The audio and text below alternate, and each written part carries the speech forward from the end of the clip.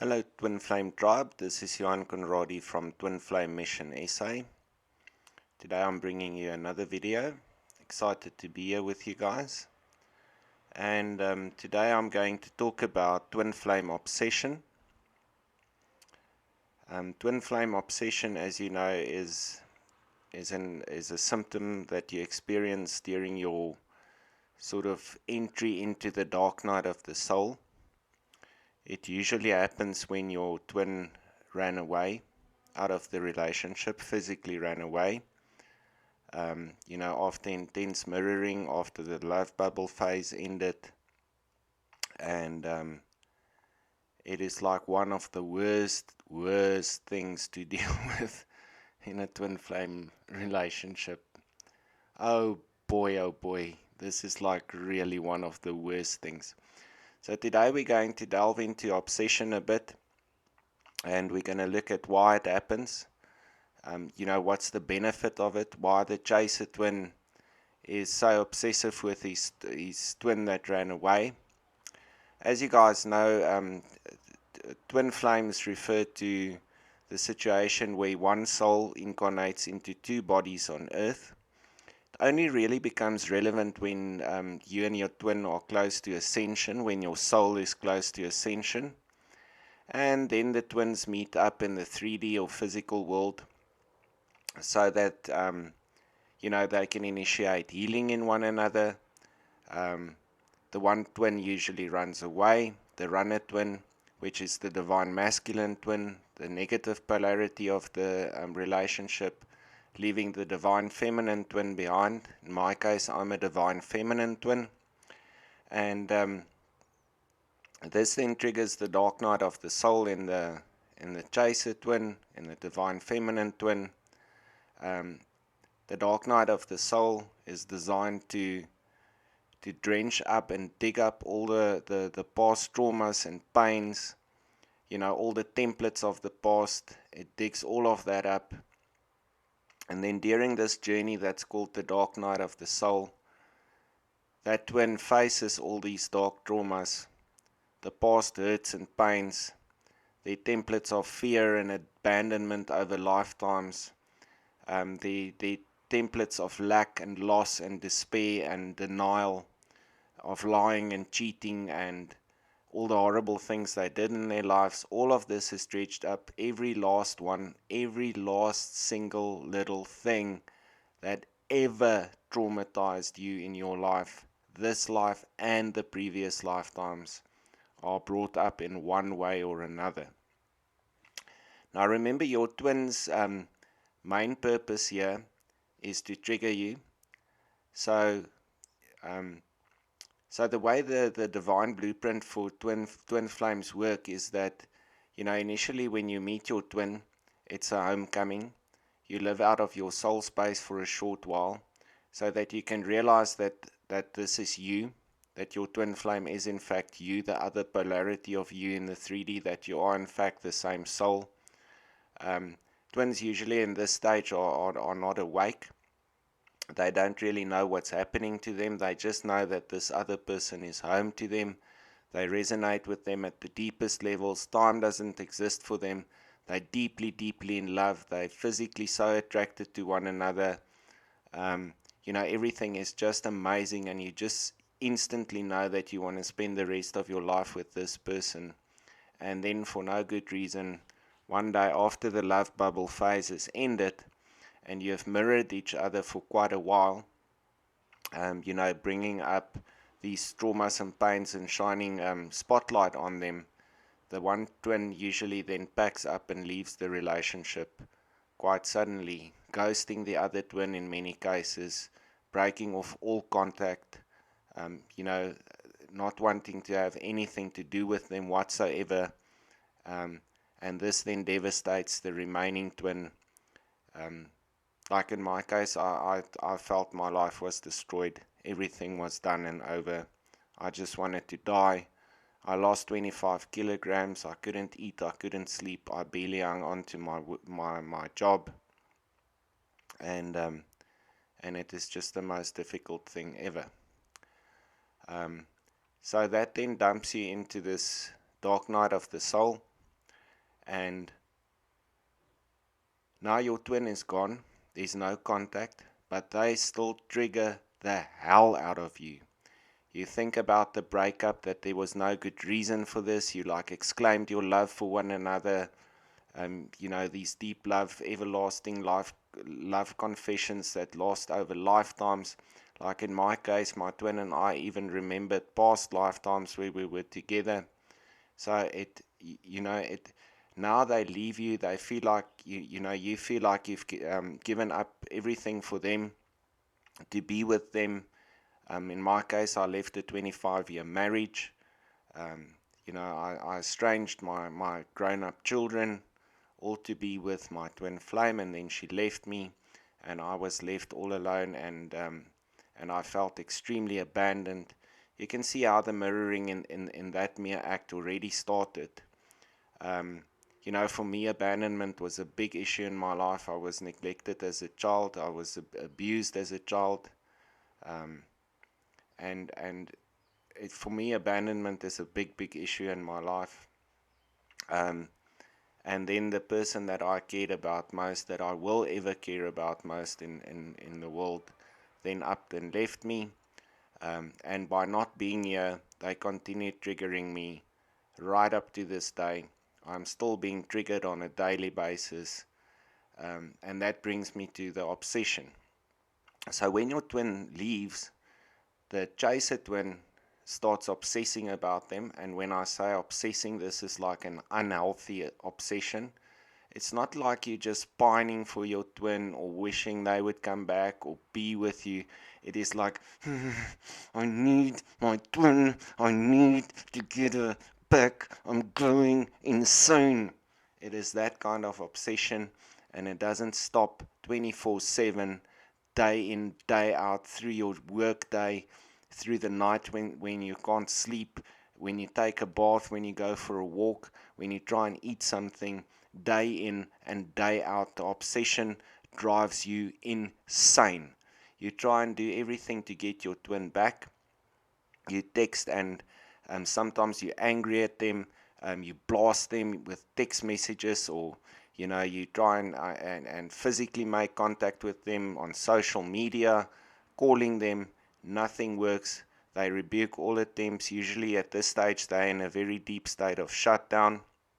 Now, guys, let me just say here for a moment, it's not that either one of you stopped loving each other. That is impossible. Twins love each other unconditionally, whether they know it or not. Now, I'm going to say that again. Listen to me. Twins love each other unconditionally, whether they know it or not. They already do, because this is the way it hangs together. You and your twin are one soul. You're one soul. A soul is a thought of God. God is unconditional love. Your soul is unconditional love. Therefore, you and your twin are unconditional love. The egos that you thought you were, that you are not, that is not unconditional love. That is the mind. The mind can never know something. It cannot know unconditional love. It can know about unconditional love. It can know about someone or something. It cannot know that thing, the essence of it, the core of it. So you and your twin love each other unconditionally. The fact that they up and left or ran away from this relationship does not mean that they love you less. They love you more, in fact. They are doing this for your benefit. They just don't know it. They're doing this for their own benefit. It's for ascension, so that you can be together in union. So now that your twin is gone, you're obsessing like crazy. It's like I didn't over-dramatize. That is exactly actually how you feel. And you can't stop thinking about them. So how do you get it under control? Well, you can't. You physically, if you stay in your mind space, you can't. And the reason that it happens is that there are deep hurts, pains. There's these templates within you, like the template of the fear of permanent loss. And these things need to be weeded out of your inner body, out of your ego. Remember, the dark night of the soul is an ego death. So all these things need to come out. Your inner body needs to be cleaned out so that it can become the bridge between your body and your soul, so that you can live clean and clearly from your soul space, from the knowing that you are your soul and that you have a mind and a body and that you can live through your soul. So to do that, you need to clean out your inner body. Um, this goes without saying, all the bad, yucky old emotions in there. The depression, the despair. So the more you obsess about your twin, the more indication it is that there are heavy things within you that's being pulled up, that needs to be um, worked on and weeded out and cleared out so that you can move on. At times during the dark night of the soul journey, the obsession gets better and you hardly ever think of your twin. And this is when you're making good progress on yourself. And then, on a good day, nothing different. The obsession will just start out of the blue again, and you will be right back where you started, thinking, obsessing, wanting to be with them, driving by their house, whatnot. And this then is an indication that there are new um, things within you that's coming up for healing. You better look inwards to find out what those are so that you can work on them. Because that is what, at the end of the day, is going to trigger your union, your reunion. Is not if you focus outward on the obsession and like giving into the obsession and the ego and running after your twin. It is going to be that you realize your twin is giving you a gift through this obsession to work on your inner self, to figure out exactly what it is that's triggering you now. Something might have changed subtly, and remember, these are subtle changes. These triggers and mirrors are subtle changes. It could be a little memory. It could be something you see. I'm so careful, during my own dark night of the soul journey, I didn't want to go certain places. I didn't want to do certain things because everything just triggered the hell out of me, and I could hardly cope on a day-to-day basis. So I just sort of became dormant for a while, like a true hermit. I didn't want to see anyone. I didn't want to talk to anyone. I didn't want to do anything for the fear of being triggered. Now I'm like a bit more brave, and I'm venturing out in the world, and I'm being, the hell out of me is being triggered. And every now and then I start obsessing crazily about my twin again, and I can't stop. And then I realize, I take a breath. Yeah, you have to be careful, because the ego is a bugger. The ego is a bugger. It will pull you in, and you won't realize that you're busy obsessing more and more and more to the point of craziness. And then at that time, you're in total pain and suffering, because with this obsession, it brings pain and suffering of these triggers and the things that's being dredged up within you, and the loss and the denial and missing your twin, and it creeps up on you. And then before you know it, you are in a total state. When the obsessing starts, rather, take that as a sign that you need to figure out what it is that's being triggered within you, so that you can work on that, so that you can get back to the soul space, to living in the now, um, you know, looking in on your emotions, looking in on your mind, realizing that you're not your emotions and your mind, and so that you can work on it from there. The soul is singular. The soul does not obsess. The soul is just a state of being. It is a state of joy and peace and love. And if you experience that, you realize that you and your twin are together. You are already in union because you are your soul. And that usually makes the obsession stop then as well. When you get back into the soul space and you live from there, and you feel that union and closeness with your twin, you start focusing less on them from the 3D space, and more from the soul space, and that then eases the obsession. So I know how bad it is. I know the pain and suffering that goes with the obsession. It is one of the most insane things to experience within the twin flame journey, but it's there to help you get through these things. Remember, everything in the twin flame journey is accumulative. Every little bit of healing that you do, every tear that you cry, um, you know, it is all accumulative. It is all working towards your ascension. It is all working towards your union. Remember, I said that twin flames near ascension, the natural state is union, because your soul is already unified. Your soul is not disconnected. You one soul. You and your twin are the same being.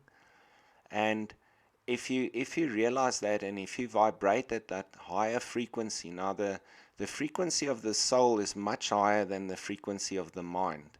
So if you vibrate at that higher frequency of the soul, you'll bring the mind and the outer world into manifestation with the soul state, and that means union with your twin. Get it? So that's how it works. It will happen. It will definitely happen if you work from the true, honest perspective of reaching ascension and living from your soul space. Stop focusing on the 3D. Stop focusing on the negative polarity of yourself, which is your twin out there, and find your twin in here, in your heart, and that is where you then operate from. Guys, I wish you luck. I know how bad the obsession can be, but let's keep each other honest here. Do the work, and you will be in union with your twin. I guarantee it. Head over to the website twinflamemissionsa.wordpress.com. There's a self-study course there that you can buy containing everything you need to know about twin flames. You get a 30-minute consultation included in that price. You can buy separate consultations with me. I'm a twin flame coach and mentor. There's a free course you can download. You can watch the other videos on the YouTube channel. Please like and subscribe. Guys, this is a labor of love for me. It is to help you, other twin flames, especially South African twin flames. We're far out down here in Africa. There's not many resources for us, and I'm trying to rectify the situation by doing things like this. So make use of these resources. I've recently published a book on Amazon called Guide to Managing your twin flame, successfully managing your twin flame relationships. So go and check it out there. It's available in Kindle format and hard copy. Happy to have a chat with you guys and talk to you soon. Have a great day. Bye.